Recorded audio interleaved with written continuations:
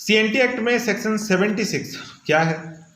दर रैयत मतलब कि सिकमी जमीन के लिए इस सेक्शन में क्या कुछ कहा गया है और सीएनटी एक्ट और कस्टम को लेकर इस सेक्शन में क्या कुछ कहा गया। नमस्कार, मेरा नाम है प्रकाश रंजन और आज हम लोग इस वीडियो में चर्चा करने वाले हैं सीएनटी एक्ट का सेक्शन 76। देखिए, बहुत टाइम ऐसा होता है कि हम लोग सीएनटी एक्ट का लॉ तो पढ़ लेते हैं, लेकिन पढ़ने के बाद भी हम लोग को ये नहीं समझ में आता है कि ये सेक्शन कह क्या रहा है। और जो 76 है वो कस्टम के बारे में बात कर रहा है और सीएनटी एक्ट पूर्ण रूप से कस्टम पर आधारित है। क्योंकि आप कहीं भी पढ़ रहे हैं तो घूम फिर कर एक विषय आ जाता है कि उसका रूढ़ी और प्रथा क्या कह रहा है। रूढ़ी प्रथा मतलब कि कस्टम, तो ये बात हम लोग साथ में लेकर चल रहे हैं कि उसका कस्टम क्या कह रहा है। तो यहाँ जो 76 है वो उसके कस्टम के बारे में बात कर रहा है। कस्टम में चार अलग अलग भाग में 4 पॉइंट में उसको समझाया गया है। सबसे पहला पॉइंट है जो कि ऑक्यूपेंसी रैयत के लिए बात कर रहा है।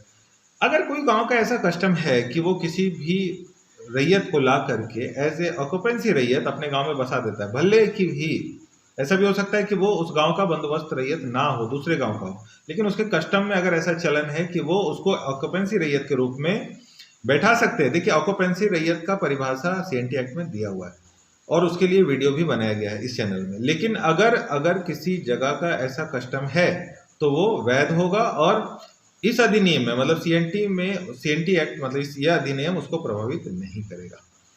सेक्शन 2 मतलब 76 का 2 वो बोलता है दर रैयत के बारे में। अगर कहीं पर ऐसा रूढ़ी प्रथा है कि दर रैयत को रैयत के रूप में परिभाषित किया जाता है, मतलब स्थापित किया जाता है, तो उसको वैसे ही रूप से समझा जाए। क्योंकि बहुत टाइम ऐसा होता है कि दर रैयत को खरीद बिक्री का अधिकार नहीं है, संरक्षण का अधिकार नहीं है, उत्तराधिकार का अधिकार नहीं है, ऐसा दर रैयत के लिए परिभाषित किया गया। लेकिन कस्टम क्या कहता है कि अगर ऐसा कहीं पर कस्टम है, रूढ़ी है, प्रथा है कि जो दर रैयत है उसको रैयत के रूप में परिभाषित किया जा रहा है, तो फिर क्या हो जाएगा, उसको वो सारा अधिकार प्राप्त हो जाएगा। अगर कस्टम है तो उसको वो सारा अधिकार प्राप्त हो जाएगा जो एक रैयत को प्राप्त है और वो इस अधिनियम को कहीं भी प्रभावित नहीं कर रहा। मतलब इस अधिनियम मतलब सीएनटी का जो अधिनियम है उस पर हम लोग बार बार चर्चा कर रहे हैं कि अगर ऐसा कोई है जो रूढ़ी प्रथा कहीं पर विद्यमान है तो वो इस अधिनियम को प्रभावित नहीं करेगा।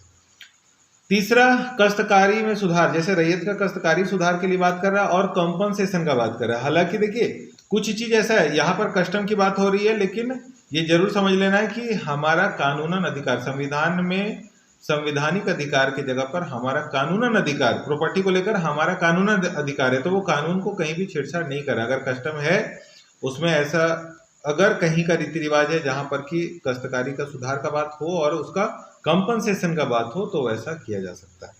और उसका 76 का 4 वो कोरकर के लिए बात कर रहे थे कि बहुत सारे टाइम में क्या होता था पहले कि उनको लगान मुक्त भी किया हुआ रहता था, मतलब कि उनको लगान नहीं देना है, मतलब किसी तरह का टैक्स नहीं भरना है। और ऐसा भी हो सकता है कि किसी को टैक्स में रिबेट भी मिला हुआ हो, मतलब जो उसका वहाँ का जो एक्चुअल जो भूधात्री लोग हैं उनका जो लगान है उससे वो कम है, ऐसा वो वहाँ का क्या है, कस्टम है। ये पूरा जो चैप्टर है वो कस्टम पे बात कर रहा है। इसलिए जब भी हम लोग ये बात करेंगे कि 76 कहाँ पर यूज हो रहा है तो कस्टम पे यूज हो रहा है। ऑक्यूपेंसी रैयत हो, कष्टकारी सुधार की बात हो रही हो, या दर रैयत हो, या लगान माफी की बात कर रहे हो, अगर वहाँ का ऐसा कस्टम है तो ही ये प्रभावित होगा और अधिनियम को प्रभावित मतलब ये क्या होगा, विद्यमान होगा और अधिनियम को प्रभावित नहीं करेगा। लेकिन अगर कस्टम नहीं है, हम टाइटल राइट की बात कर रहे हैं, कानून की बात कर रहे हैं, तो वहां पर इस सेक्शन का प्रयोग नहीं होगा, सिर्फ और सिर्फ कस्टम में होगा। वीडियो आपकी जानकारी के लिए बनाया जाता है, इसलिए इसे लाइक, सब्सक्राइब और शेयर जरूर करें। बहुत बहुत धन्यवाद।